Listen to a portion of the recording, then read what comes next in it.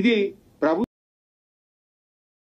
కట్టాలంటే ఈ 3 నెలల్లోపు అతని వడ్డీ పెరిగిపోదా? అతని మీద మళ్ళీ మిత్తి భారం పడదా? నువ్వు ఇచ్చే 2 లక్షలు ఇచ్చేస్తే అట్లీస్ట్ అతని వడ్డీ భారం అన్న తగ్గిపోయేటువంటి అవకాశం ఉంటుంది. అంటే ఒక రకంగా ఇది ప్రభుత్వం రైతు రుణమాఫీని ఆలస్యం చేసేటువంటి ప్రయత్నం, రైతులను తిరిగి అప్పుల పాలు చేసే ప్రయత్నం. ఇవాళ నీ 2 లక్షల మాఫీ అయితే అతనికి మళ్ళీ క్రాప్ లోన్కి ఎలిజిబిలిటీ వస్తుంది. కానీ నువ్వు ఆ 2 లక్షల పైన ఉన్న అప్పుడు కట్టాలంటే వడ్డీ వ్యాపారులను ఆశ్రయించి తిరిగి అప్పుల ఊబిలోకి రైతును నెట్టినటువంటిదే తప్ప ఇందులో రైతులకు మేలు జరగదు. ఇంకోటి ఏంటంటే బ్యాళ్ళకి ఈ ప్రభుత్వం వచ్చిన తర్వాత కరువు పరిస్థితులు, మన నల్గొండ, మహబూబ్ నగర్, ఖమ్మం జిల్లాలో కృష్ణా నదిలో నీళ్లు లేక పంటలు లేవు. పోయిన సంవత్సరం పంటలు లేవు. అదేవిధంగా ఉత్తర తెలంగాణలో అకాల వర్షాల వల్ల ఉన్న పంటలన్నీ పోయినాయి.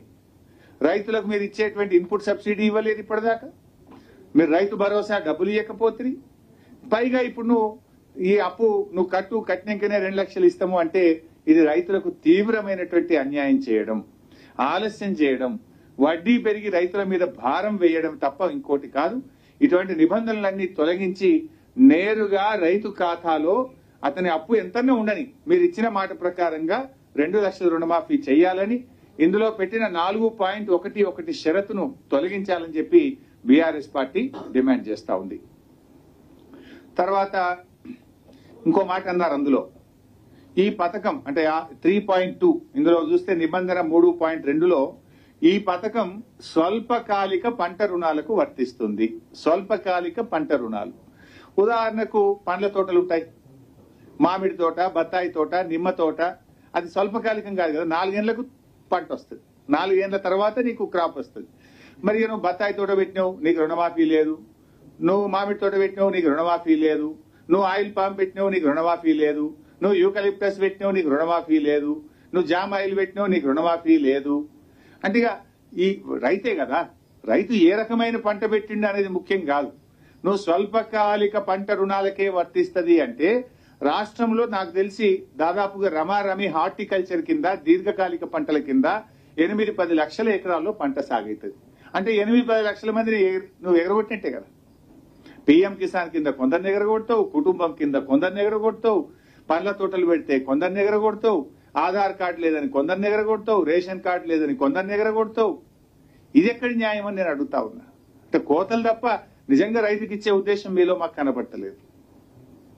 ఇకపోతే రీషెడ్యూల్ చేసుకున్న రైతులకు రుణం వర్తించది అంటాడు. అసలు రీషెడ్యూల్ ఎప్పుడు చేస్తారు, ఎందుకు చేస్తారు రీషెడ్యూల్?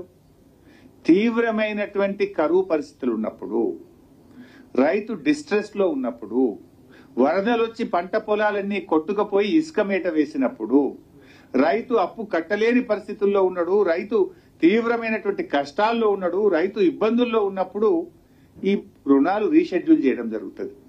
అసలు నిజానికి వాళ్ళు ఇంకా ఎక్కువ కష్టాల్లో ఉన్నటువంటి వాళ్ళు ఇంకా ఎక్కువ ఇబ్బందుల్లో ఉన్నటువంటి వాళ్ళకు రుణమాఫీ లేదనడం ఏంటంటే నాకు అర్థం కాదు.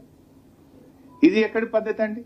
అయినా రీషెడ్యూల్ చేయమని రైతు దరఖాస్తు పెట్టిండా? మీరు చేసింది, బ్యాంకులు చేసినాయి, ప్రభుత్వం రీషెడ్యూల్ చేసింది. మీరు చేసిన రీషెడ్యూల్ కు రైతుకు ఎందుకు శిక్ష అని నేను అడుగుతా ఉన్నా. రీషెడ్యూల్ చేయమని రైతు గిట్టరికి దరఖాస్తు పెట్టిండా? రైతు క్రాప్ లోన్ తెచ్చుకున్నాడు. ఆ రైతుకు వచ్చిన కష్టాన్ని చూసి, కరువు పరిస్థితులను చూసి, అకాల వర్షాలను చూసి మీరు రీషెడ్యూల్ చేసినారు. మీరు